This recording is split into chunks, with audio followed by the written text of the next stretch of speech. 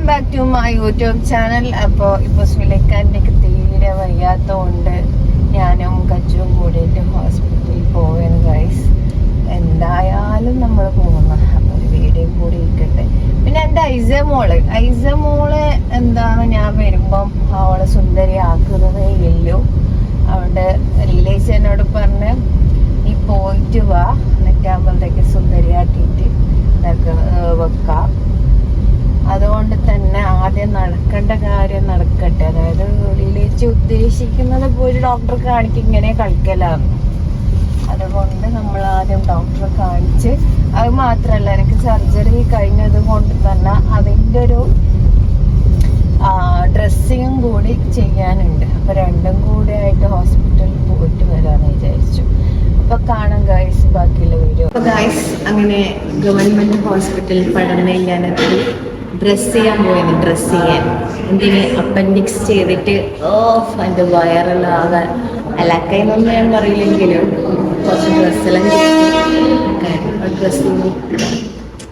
Dress ചെയ്ത് കാണിച്ചു.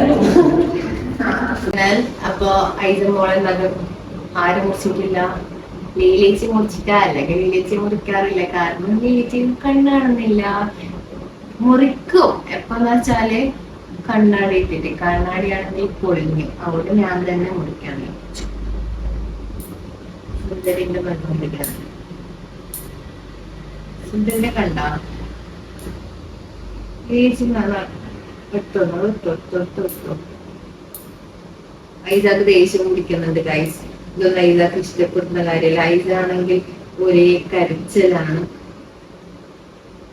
വലിയ ഇതാണ് നമ്മൾ പെരിയാരത്തുനിന്ന് വന്ന് പിന്നെ മുറിച്ചിട്ട എന്നാ അത് കുഞ്ഞിക്കൊന്നും കയ്യിലുണ്ടായിട്ടില്ല. അപ്പൊ അതുകൊണ്ട് നമ്മളങ്ങനെ ബുദ്ധിമുട്ടിച്ചിട്ട് പിന്നെ നഖം മോളങ്ങനെ മുഖത്തൊന്നും മാണ്ടാത്തതുകൊണ്ട് നമുക്ക് പ്രശ്നം ഉണ്ടായില്ല. ആ നഖടിയോ തെറിച്ചു പോയിട്ടുണ്ട്. നീ ഇവളെ കാണുന്നുണ്ടല്ലേ, ഇവക്ക് ഭയങ്കര ദേഷ്യം. എന്താ ലേശി ഇവളിങ്ങനെ കരയുന്ന? കുറച്ച് കഴിച്ച് സംസാരിക്കോ? അറിയില്ല. എന്തെങ്കിലും എന്നോട് ദേഷ്യമുണ്ടോ?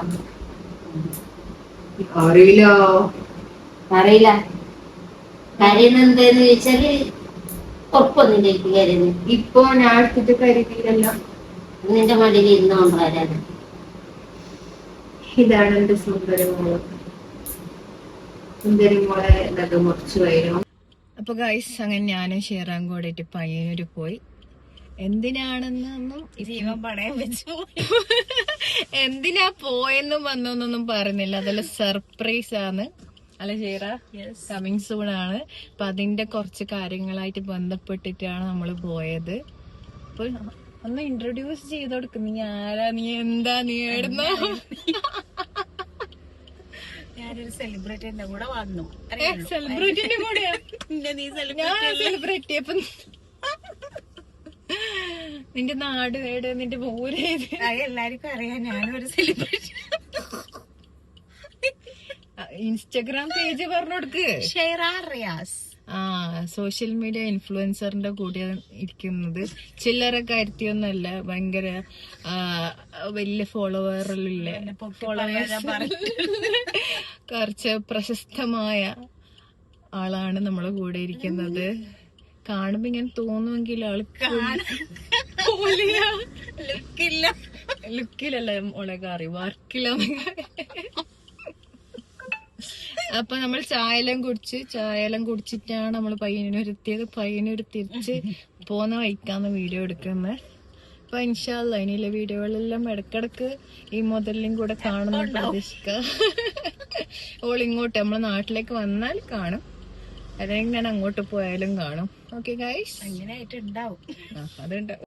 അങ്ങനെ രാത്രി റാഷിദാറിന്റെ ഫ്രണ്ടാണ്. ഓള് മെയിലഞ്ച് വെക്കാൻ വന്നു. കാരണം ഓക്ക് ഞായറാഴ്ച കല്യാണം ആയതുകൊണ്ട്. അപ്പൊ പിന്നെ ഓക്കായോണ്ട് പിന്നെ ഒന്നും പറയാങ്കില്ല. നമുക്ക് വെച്ചുകൊടുക്കലേ വയ്യിലും. വെച്ചാണേന്ന് പറയും, വെച്ചുതരോന്ന് ചോദിക്കൂല. അപ്പൊ റാഷിന്റെ സുന്ദരക്കുട്ടപ്പനായ റയാൻ ജാസിൽ ഇതാ മൊബൈൽ അതിസുന്ദരമായി കാണിച്ചുകൊണ്ടിരിക്കുന്നു. നീ എന്ത് വേണമെങ്കിലും എടുത്തും, ഇതൊന്നും ഞാൻ നോക്കൂല എന്ന് പറഞ്ഞ കണക്കെയാണ് വീഡിയോ എടുക്കുമ്പോൾ ഉള്ള എക്സ്പ്രഷൻ. പിന്നെ അത് മാത്രല്ല, അപ്പൊ നമ്മൾ കുറെ കാര്യങ്ങളും രാത്രി അടിച്ചു പൊളിച്ച് ഇന്നത്തെ വീഡിയോ ഞാൻ ഇവിടെ വൈൻഡപ്പ് ചെയ്യാണ് ഗൈസ്. ബൈ.